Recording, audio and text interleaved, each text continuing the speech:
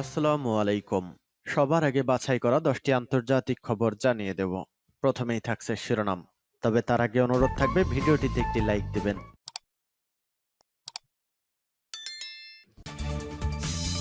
সংবাদের শুরুতে জানিয়ে দিব সংবাদ শিরোনাম। ইউরোপীয় 5 নাগরিকের উপর মার্কিন নিষেধাজ্ঞার নিন্দা ম্যাক্রর। এরপর জানিয়ে দিব জাতিসংঘে যুক্তরাষ্ট্রের সমালোচনায় চীন রাশিয়া।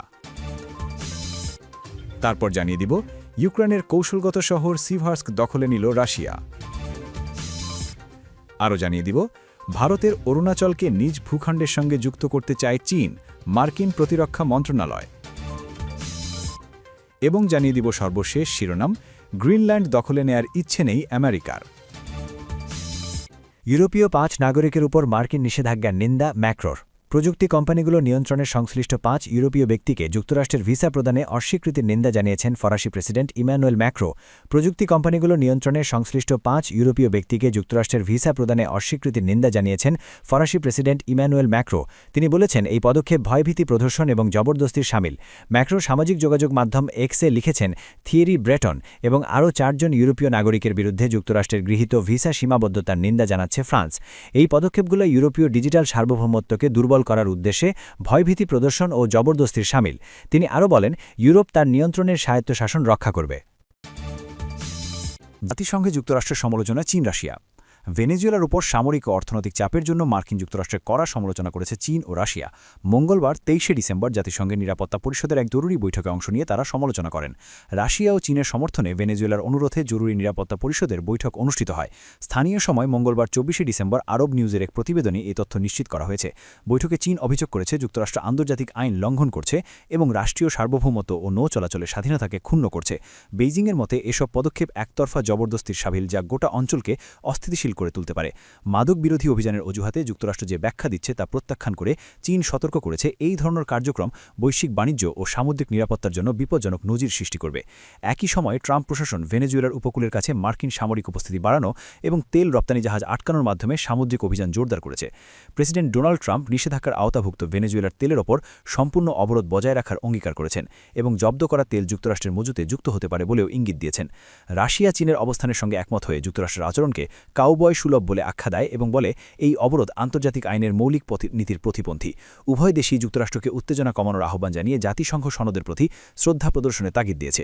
তবে মার্কিন রাষ্ট্রবাদ মাইক ওয়াল্টাজ এক প্রতিক্রিয়ায় বলেন, আমাদের গোলার্ধ, আমাদের সীমান্ত এবং আমেরিকান জনগণকে রক্ষা করার জন্য মার্কিন যুক্তরাষ্ট্র তার ক্ষমতায় সবকিছু করবে। এই বিরোধের প্রভাব ভেনেজুয়েলার অভ্যন্তরেও পড়েছে। কারাকাসে দেশটির জাতীয় পরিষদের নৌ অবরোধ সমর্থনকে জলদস্যুতা হিসেবে বর্ণনা করছে এবং এ ধরনের কর্মকাণ্ডে জড়িতদের জন্য কঠোর শাস্তি বিধান রেখে আইন প্রণয়নের উদ্যোগ নিয়েছে, যেখানে দীর্ঘমেয়াদী কারাদণ্ডের প্রস্তাবও রয়েছে। ইউক্রেনের কৌশলগত শহর সিভার্স্ক দখলে নিল রাশিয়া। সিভার্স্ক দখল করার ফলে রাশিয়া এখন দোনেস্ক অঞ্চলের গুরুত্বপূর্ণ শহর স্লোভিয়ান্স্ক ও ক্রামাটোরস্কের আরও কাছাকাছি পৌঁছে গেছে। ইউক্রেনের পূর্বাঞ্চলে কৌশলগতভাবে গুরুত্বপূর্ণ শহর সিভার্স্ক থেকে নিজেদের সৈন্য সরিয়ে নিয়েছে কিয়েভ। ধীরগতিতে হলেও রাশিয়ার বাহিনী সামনের দিকে অগ্রসর হতে থাকায় সৈন্যদের জীবন বাঁচাতে কিয়েভ এই সিদ্ধান্ত নিয়েছে বলে জানানো হয়েছে। মঙ্গলবার 23 ডিসেম্বর ইউক্রেনের সামরিক বাহিনী জানিয়েছে, তারা সৈন্যদের জীবন ও ইউনিটগুলোর যুদ্ধের সক্ষমতা বজায় রাখতে তারা এই সিদ্ধান্ত নিয়েছে। রুশ বাহিনীর কাছে যথেষ্ট জনবল থাকায় তারা সুবিধাজনক অবস্থানে রয়েছে। সিভার্স্ক দখল করার ফলে রাশিয়া এখন দোনেস্ক অঞ্চলের গুরুত্বপূর্ণ শহর স্লোভিয়ান্স্ক ও ক্রামাটোরস্কের আরও কাছাকাছি পৌঁছে গেছে। এ দুটি শহরকে ইউক্রেনের শেষ শক্তিশালী ঘাঁটি বা দুর্গ হিসেবে বিবেচনা করা হয়। এর আগের দিন কর্মকর্তারা বলেছিলেন, ইউক্রেনের রাতভর রাশিয়া ব্যাপক ড্রোন ও ক্ষেপণাস্ত্র হামলা চালিয়েছে। এতে এক শিশুসহ আরও 3 জন নিহত হয়েছে। এক বিবৃতিতে ইউক্রেনের সামরিক বাহিনী জানিয়েছে, সিভার্স্ক এলাকায় ব্যাপক ক্ষয়ক্ষতি হওয়া সত্ত্বেও রুশ সেনারা আক্রমণ চালিয়ে যাচ্ছেন। ইউক্রেন দাবি করেছে, সিভার্স্কের যুদ্ধে তারা শত্রুপক্ষকে ক্লান্ত ও দুর্বল করে দিয়েছে। এর 2 সপ্তাহ আগেই রাশিয়া শহরটির ওপর নিয়ন্ত্রণের কথা জানিয়েছিল, কিন্তু ইউক্রেন সেই সময় এই দাবি অস্বীকার করেছিল। কয়েক মাসের টানা লড়াইয়ে শহরটি এখন প্রায় ধ্বংসস্তূপে পরিণত হয়েছে। ভারতের অরুণাচলকে নিজ ভূখণ্ডের সঙ্গে যুক্ত করতে চায় চীন, মার্কিন প্রতিরক্ষা মন্ত্রণালয়। ভারতের অরুণাচল প্রদেশকে নিজ ভূখণ্ডের সঙ্গে যুক্ত করতে চায় চীন। সম্প্রতি যুক্তরাষ্ট্রের কংগ্রেসে বার্ষিক প্রতিবেদন জমা দিয়েছে মার্কিন প্রতিরক্ষা মন্ত্রণালয়। এই আকাঙ্ক্ষাকে চীনা নেতাদের মূল লক্ষ্য হিসেবে অভিহিত করেছে তারা।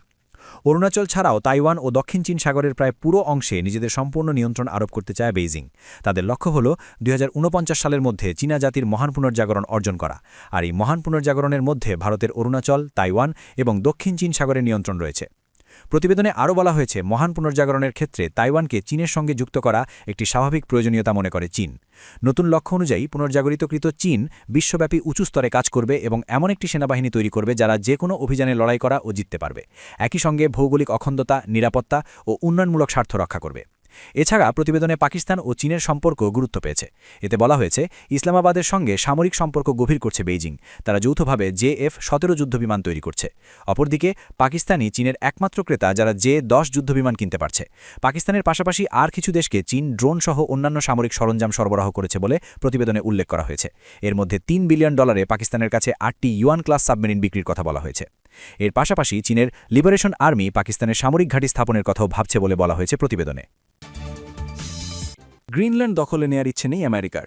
গ্রিনল্যান্ডকে যুক্তরাষ্ট্রের অংশ করার কোনো অভিপ্রায় বা দ্বীপটি দখল করার কোনো উদ্দেশ্য ওয়াশিংটনের নেই বলে জানিয়েছেন ডোনাল্ড ট্রাম্পের নবনিযুক্ত বিশেষ দূত জেফ ল্যান্ড্রি। তবে কৌশলগতভাবে গুরুত্বপূর্ণ এই দ্বীপটির ভবিষ্যৎ নিয়ে সেখানকার বাসিন্দাদের সাথে সরাসরি সংলাপ শুরু করার পক্ষে মত দিয়েছেন তিনি।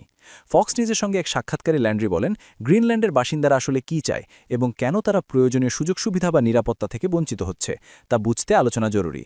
এদিকে লুইজিয়ানা অঙ্গরাজ্যের গভর্নর জেফ ল্যান্ড্রিকে গ্রিনল্যান্ড বিষয়ক বিশেষ দূত হিসেবে নিয়োগ দেওয়ায় তীব্র প্রতিক্রিয়া জানিয়েছে ডেনমার্ক ও গ্রিনল্যান্ড কর্তৃপক্ষ। এক যৌথ বিবৃতিতে ডেনমার্কের প্রধানমন্ত্রী মেটে ফ্রেডরিকসেন এবং গ্রিনল্যান্ডের প্রিমিয়ার জেন্স ফ্রেডরিক নিয়েলসেন স্পষ্ট জানিয়ে দিয়েছেন গ্রিনল্যান্ড কেবল গ্রিনল্যান্ডবাসীর। তারা আরও বলেন, আন্তর্জাতিক আইন অনুযায়ী কোনো সার্বভৌম রাষ্ট্রকে এভাবে অন্য কোনো দেশ নিজের করে নিতে পারে না। এমনকি জাতীয় নিরাপত্তার দোহাই দিয়েও গ্রিনল্যান্ডের উপর মার্কিন আধিপত্য মেনে নেওয়া হবে না বলে সাফ জানিয়ে দিয়েছেন তারা। বিশাল খনিজ সম্পদ ও ভূরাজনৈতিক অবস্থানের কারণে দীর্ঘদিন ধরেই গ্রিনল্যান্ডের প্রতি আগ্রহ দেখিয়ে আসছেন ডোনাল্ড ট্রাম্প। যদিও এবারের নিয়োগের পর তিনি দাবি করেছেন খনিজ সম্পদের চেয়েও যুক্তরাষ্ট্রের জাতীয় নিরাপত্তার স্বার্থেই গ্রিনল্যান্ডকে প্রয়োজন। তবে ট্রাম্পের এই অবস্থান ন্যাটোর মতো গুরুত্বপূর্ণ মিত্রদের সঙ্গে যুক্তরাষ্ট্রের দূরত্ব তৈরি করতে পারে বলে মনে করছেন বিশ্লেষকরা। এছাড়া ইউরোপীয় ইউনিয়নও এই ইস্যুতে ডেনমার্ক ও গ্রিনল্যান্ডের প্রতি তাদের পূর্ণ সংহতি প্রকাশ করেছে।